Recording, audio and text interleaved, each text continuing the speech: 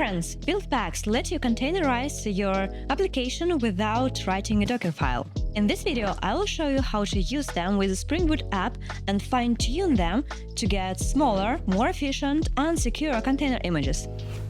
Buildpacks are a set of scripts that take your source code and turn it into a ready-to-use container image automatically.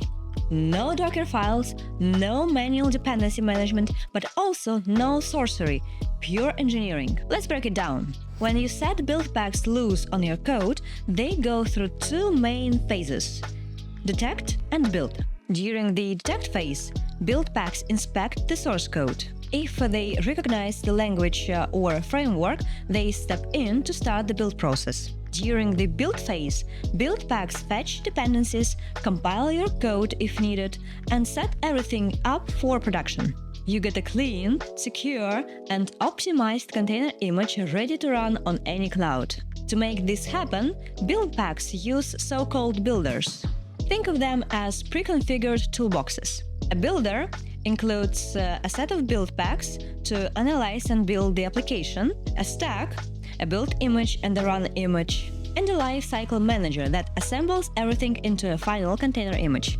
It means that one builder can handle different applications automatically. So, no more fiddling with Dockerfiles, just push your code and let the Buildpacks do their magic. Getting a production-ready container image for Java is just a matter of one command. You can use a pack tool or a Maven or Gradle plugin. I bet you're curious what's going on in between the source code and a ready container image. So let's look under the hood of a build process with Buildpacks.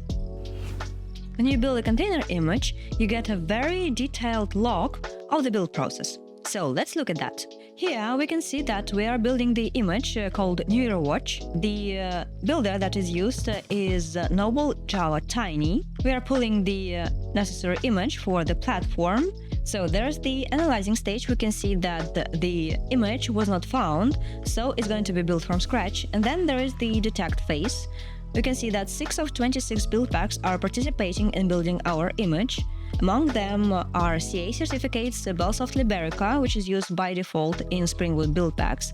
There's also Sift for creating an SBOM and some Buildpacks for building a Spring Boot application. There are several build configurations like embedded certificates and so on. You can also configure the JDK to get a more optimal result or some additional tooling that you need for the image. We're going to talk about it a little bit later. We can see that the builder uses Belsoft Liberica JRE24, and we are also using a Buildpack for Sift to create an SBOM, software bill of materials. There's a build configuration for Spring Boot. We can also tweak these options. And as you can see, we are creating a layered jar by default.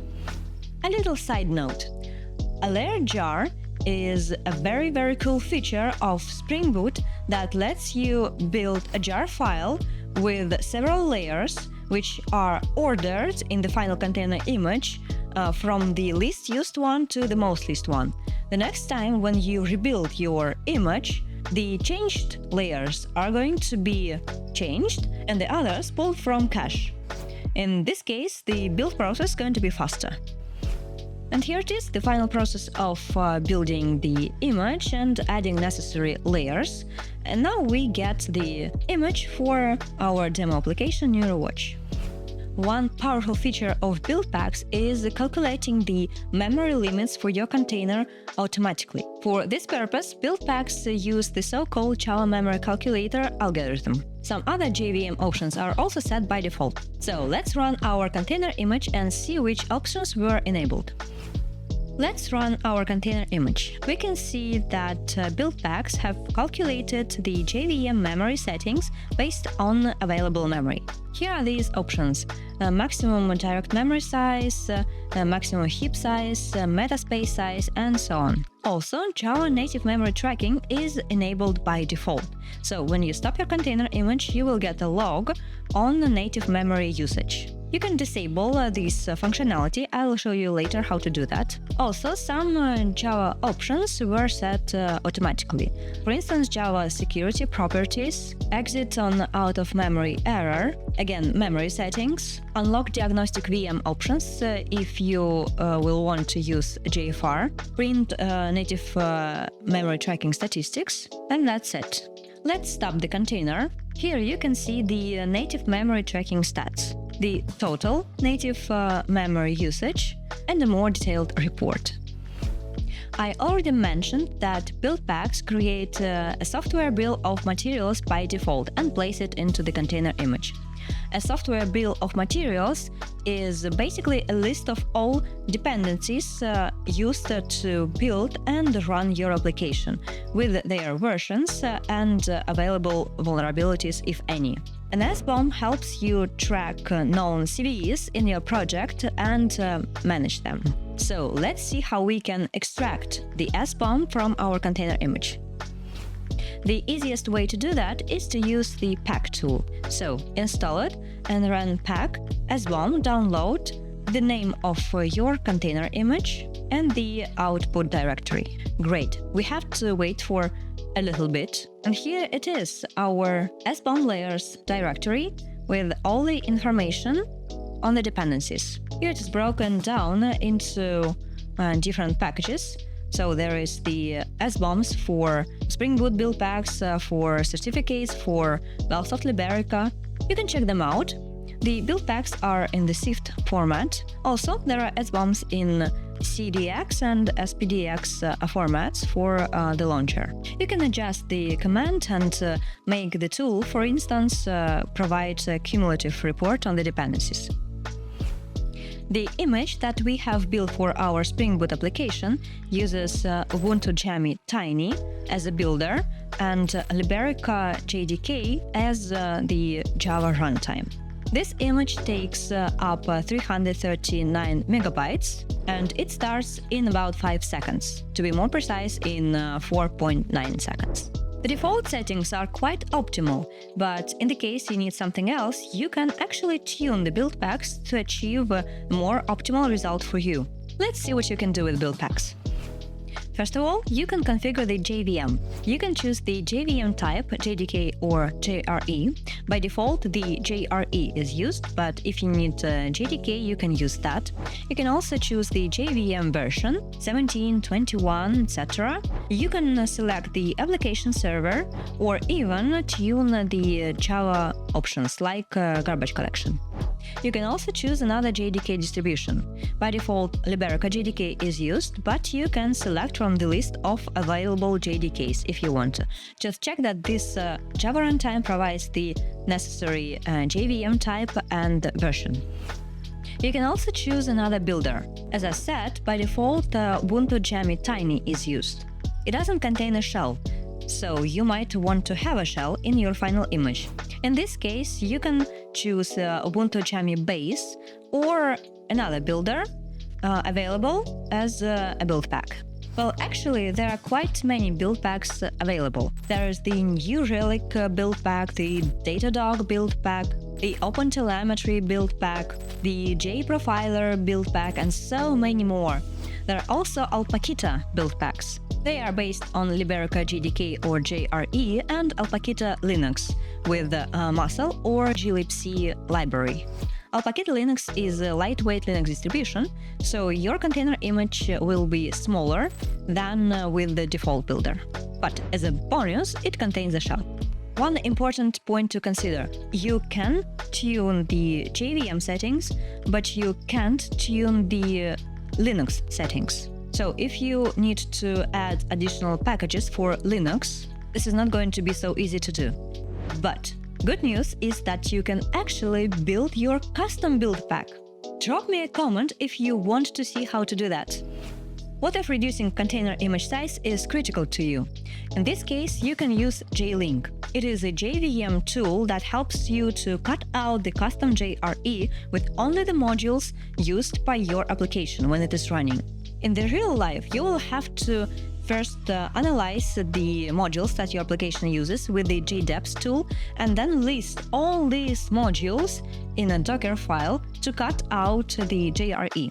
But with Buildpacks, this whole process is just a matter of one teeny tiny option in the plugin configuration. So, just set bp jvm jlink enable to true, build the container image with the default command, and voila! Our image now takes 220 megabytes, so more than 100 megabytes smaller. What if reducing the startup time of your application is more critical to you than reducing the image size? In this case, you can enable CDS and Spring IoT. Just add two options in the plugin configuration: BP Spring IoT enabled and BP JVM CDS enabled. Also, in the plugin, add the execution goal called Process IoT. Adding IoT processing is not necessary, but is actually very beneficial, so it helps to reduce the startup time even more when you use CDS, but even without the CDS, it helps to reduce the startup time. So, run the default command, and now our image starts in less than 2 seconds, so 1.5 to be precise. That's a great result. Of course, the image takes a little bit more now, but that's because the CDS archive takes additional space. You can also generate a native image using Buildpacks. Simply add the Gradle VM build tools Maven or Gradle plugin and run the default command, but with the native profile. The process of building a native image takes some time, so if you are doing that with me, go ahead and grab a coffee, hit subscribe button, like this video if you like it so far, or drop me a comment. We can see that the image size almost hasn't changed as compared to the one built with the default settings, but now the application starts in half a second. You can also enable debugging or profiling with Buildpacks. I'll show you how to enable profiling with the JFR and JMX. You can do that by configuring the plugin settings or at runtime when you start your container. In both cases, we need to add a couple of options to the plugin. We can do that with the BP append Java tool options, add unlock diagnostic VM options, and debug non-safe points to make profiling more precise. If you want to start the profiling when you start the container, that's it. Build the container image and then start it with the JFR enabled. So BPL JFR enabled true. You can also set here the JFR arguments with the BPL JFR args. For instance, the file name, the duration of the recording, and so on. Also, you can enable JFR in the plugin. So let's add one more option to the ones we have already specified, and that is start flight recording. Here, you can also specify the JFR arguments if necessary. After that, you can start your container the usual way, and the recording will be started. Enabling JMX enables you to monitor your application performance in real time using Java Mission Control. Again, you can enable it when you start the container. Just specify BPL JMX enabled, set to true, and BPL JMX port. If you are running your application on localhost, you can now simply go to Java Mission Control dashboard, select your application, and watch how it performs. However, what if you are not running your application on localhost, which is a more realistic situation? In this case, we need to specify the server hostname, but we can't simply do that by adding this one option to the plugin. We'll have to enable JMX fully in the plugin and specify all the necessary options. All these options that are enabled by default when we run BPL JMX enabled. So, let's do that. First, add BP append Java tools options to the plugin if you haven't done that yet. And now we need to specify 6 options for JMX: Sound Management JMX Remote, Server Hostname, Authenticate True or False, SSL True or False, the port, and RMI port. It has to have the same value as the JMX Remote port. Build a container image, run it with the default command, and now you can observe your application in real time regardless of where you are running it.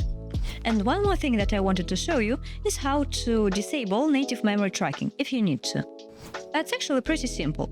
Just specify one option when starting the container, that is BP Java NMT enabled set to false, and that's it.